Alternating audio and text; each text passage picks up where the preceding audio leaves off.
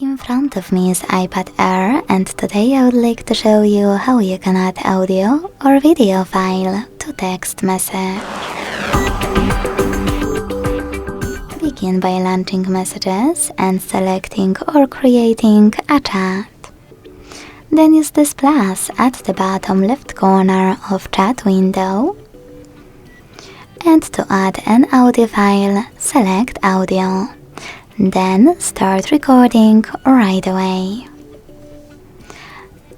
When you finished, you can end your recording thanks to this icon at the bottom right corner. Now to discard it, select this X on the left. To play it, play button, also on the left. And to send it, this arrow on the right.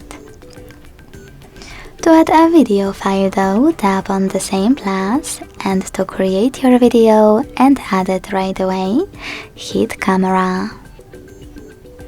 Then record it. To discard it, select retake at the top left corner, and to add it, done at the top right one. To attach already existing recording, tap on the plus again. Select photos, click on the chosen one and wait.